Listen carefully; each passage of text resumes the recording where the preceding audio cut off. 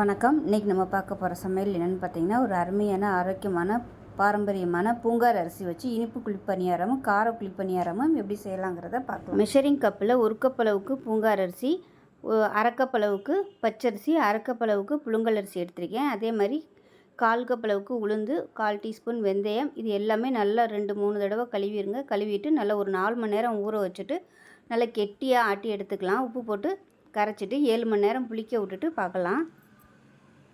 இப்போ பார்த்திங்கன்னா மாவு நல்லா ஆட்டி நல்லா புளிக்க வச்சுட்டேன். நல்லா ஒரு 7 மணி நேரம் புளிச்சிருச்சு. மாவு ஆட்டும்போது நல்லா இந்த அளவுக்கு கெட்டியாகவே ஆட்டிக்காங்க. ஏன்னா நம்ம இனிப்பு செய்கிறதுனால பாகு வேறு ஊற்றுவோம். அப்போ வந்து ரொம்ப தண்ணியாக போயிடும். அதனால நீங்கள் தண்ணியாக அரைச்சிங்கன்னா நம்ம ஊற்றியில் ரொம்ப மாவு வந்து தண்ணியாக போயிடும். அதனால் இப்போவே பணியாரத்துக்கு வந்து இந்த மாதிரி கெட்டியாக ஆட்டிக்கிட்டிங்கன்னா தான் உங்களுக்கு பாகு ஊற்றியெல்லாம் கரெக்டாக வரும். இந்த இதில் வந்து நான் 2மே பண்ண போகிறேன். இப்போ வந்து இனிப்புக்கு மட்டும் தேவையான அளவுக்கு மாவு வச்சுட்டு காரத்துக்கு வந்து தனியாக மாவு எடுத்து வச்சிடலாம். இப்போ பார்த்திங்கன்னா இந்த அளவுக்கு மட்டும் இனிப்புக்கு நான் மாவு எடுத்துக்கிறேன். இது வந்து காரம் செய்கிறதுக்கு தனியாக எடுத்து வச்சுக்கலாம். இப்போ இது வந்து நான் கருப்பட்டி பாவு வந்து முன்னாடியே எடுத்து வச்சுட்டேன்.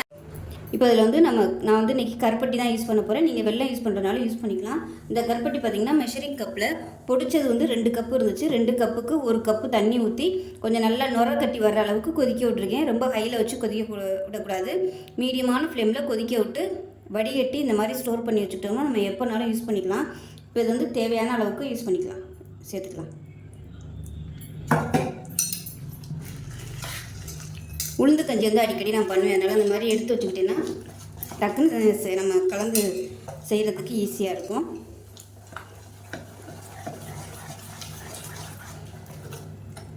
இன்னும் கூட நம்ம சேர்த்துக்கலாம். டேஸ்ட் பண்ணி பார்த்துக்கிட்டு சேர்த்துக்கோங்க. இனிப்பு எந்த அளவுக்கு வேணுங்கிறத.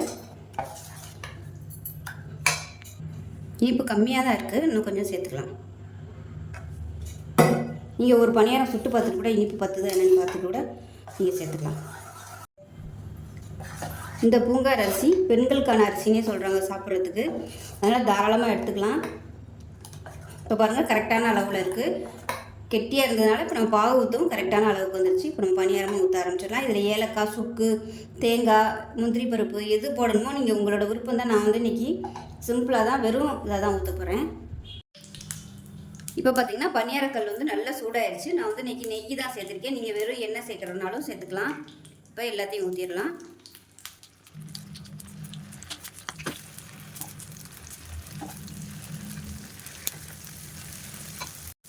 இப்போ எல்லாத்தையும் ஊற்றியாச்சு. அடுப்பு வந்து கொஞ்சம் நல்லா மீடியத்தில் வச்சுக்கோங்க. ஏன்னா நம்ம கருப்பட்டி சேர்த்துருக்கிறதுனால சீக்கிரமாகவே கருகி போகிறதுக்கு வாய்ப்பு இருக்குது. இப்போ வந்து மூடி வச்சிடலாம்.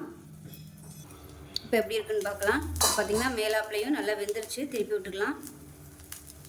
நல்லா அருமையான கலரில் வந்துருச்சு பாருங்கள். ரொம்ப ஹையில் மட்டும் வச்சிடக்கூடாது, ஏன்னா கருப்பட்டி சட்டுன்னு கருகி போயிடும். நான் அன்றைக்கி இனிப்பு குழிப்பணியாரம் செஞ்சு காமிச்சிருக்கேன் இந்த பூங்கார் அரிசியில். இதில் வந்து இட்லி, தோசை எல்லாமே சுடலாம். ரொம்பவும் சூப்பராக வரும். நார்மலாக நம்ம இட்லிக்கு எப்படி ஊறப்படுவோமோ அதே மாதிரி ஊறப்படலாம்.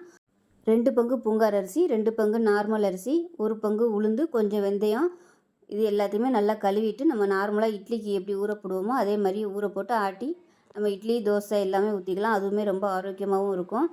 இதில் வந்து காரமும் செஞ்சுக்கலாம். டயபெட்டிக்காக இருக்கிறவங்க காரமாக கூட செஞ்சு சாப்பிட்லாம். அருமையாக இருக்கும். இப்போ இந்த சைடும் நல்லா ரோஸ்ட் ஆயிடுச்சு. சூப்பராக வந்துருச்சு பாருங்கள். எடுத்துடலாம். நல்லா நெய் மணத்தோட சூப்பராக வந்துருச்சு. இது எல்லாத்தையும் இப்போ நம்ம எடுத்துடலாம்.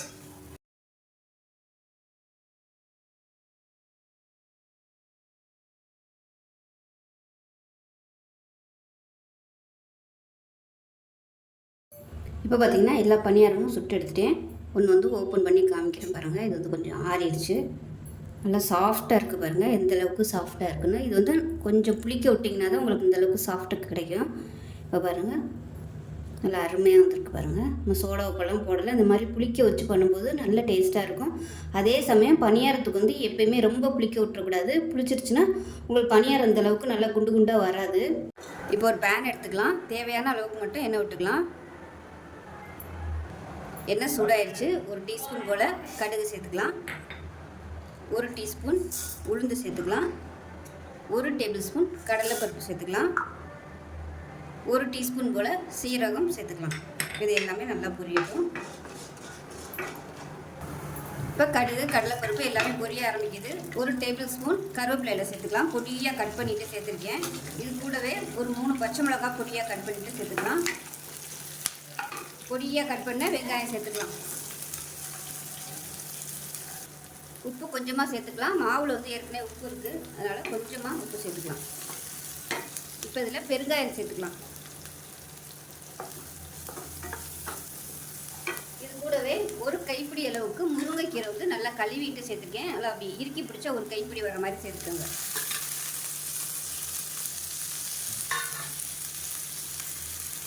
இந்த முருங்கைக்கீரையை நல்லா வதக்கி விட்டுக்கலாம். இப்போ இதில் பொடியாக நறுக்குன்னு, அதாவது பொடியாக சீச்சு வச்சுருக்கேன் கேரட் வந்து சேர்த்துக்கலாம். ஒரு 2 டேபிள் ஸ்பூன் அளவுக்கு சேர்த்துக்கோங்க. உங்களுக்கு வந்து வேறு காய்கறி பிடிக்கும்னா இதில் நீங்கள் முட்டைக்கோசுலாம் கூட சேர்த்துக்கலாம். முட்டைக்கோசு, பீன்ஸ் இந்த மாதிரி கூட நீங்கள் சேர்த்துக்கலாம். இப்போ நல்லா வதக்கியாச்சு. கடைசியாக பொடியாக நறுக்குனா கொத்தமல்லியில் சேர்த்துக்கலாம். இதில் வந்து எது இல்லைனாலும், ஏதாவது 1 2 இல்லைனாலும் பரவாயில்ல, எது இருக்குதோ நீங்கள் வெறும் கடுகு உளுந்து கடலைப்பருப்பு கூட போட்டு தாளிச்சிட்டு நீங்கள் கொட்டி பணியாரமாக செய்யலாம். இப்போ அவ்வளோதான், அமர்த்திடலாம். இது ஆறட்டும். ஆறுனதுக்கப்புறம் மாவில் கொட்டிக்கலாம். இப்போ ஆறுனதை நம்ம மாவில் வந்து சேர்த்து கலந்துக்கலாம்.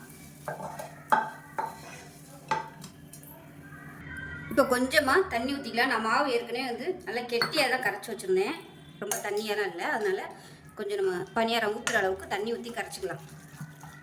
நான் ஏற்கனவே லாஸ்ட் வீடியோவில் வந்து இனிப்பு எப்படி செய்கிறதுங்கிறது வீடியோ போட்டிருக்கேன். விருப்பப்படுறவங்க செக் பண்ணி பார்த்துக்கோங்க. கருப்பட்டி வச்சு போட்டிருக்கேன். ரொம்ப ஆரோக்கியமாக இருக்கும். நார்மலாக நம்ம செய்கிற குழிப்பணியாரம்னா அதுவே வந்து 100% நம்ம நல்லா ஹெல்த்தியாக பண்ணியிருக்கோம். டேஸ்ட்டும் நல்லா சூப்பராக இருக்கும். வந்து கட்டாயம் சாப்பிட வேண்டிய அரிசி இந்த பூங்கார் அரிசி. ஹீமோக்ளோபின் லெவல் வந்து நல்லா அதிகரிக்கும். கன்சீவாக இருக்கும்போது சத்து குறைபாடு வந்தாலும் இந்த அரிசி வந்து ரெகுலராக எடுத்துகிட்டு வரும்போது உங்களுக்கு எல்லா சத்துக்களுமே கிடைக்கும். இப்போ பார்த்திங்கன்னா தண்ணி ஊற்றி கரைச்சிட்டே இந்த அளவுக்கு இருக்கணும், பணியாரம் ஊற்றுற அளவுக்கு. இப்போ ரெடியாக இருக்குது. நம்ம பணியாரங்கள் காய வச்சு ஊற்றிக்கலாம். இப்போ பணியாரங்கள் நல்லா காஞ்சிருச்சு. எல்லா குழியிலையும் எண்ணெய் ஊற்றி வச்சுருக்கேன். இப்போ நம்ம ஒன்று ஒன்றா ஊற்ற ஆரம்பிச்சிடலாம். முக்காது ஊற்றுனீங்கன்னா போதும்.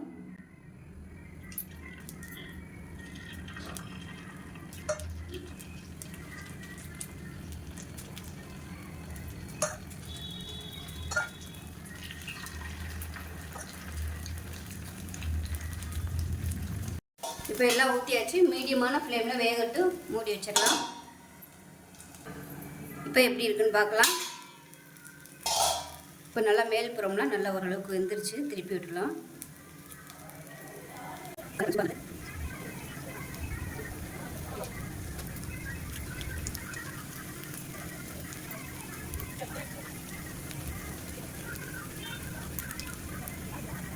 இப்போ நமக்கு நல்லா 2 சைடும் நல்லா சூப்பராக வந்துருச்சு பாருங்கள். நல்லா 2 சைடுமே நல்லா கிறிஸ்பியாக வந்துருச்சு பாருங்கள். எடுத்துடலாம்.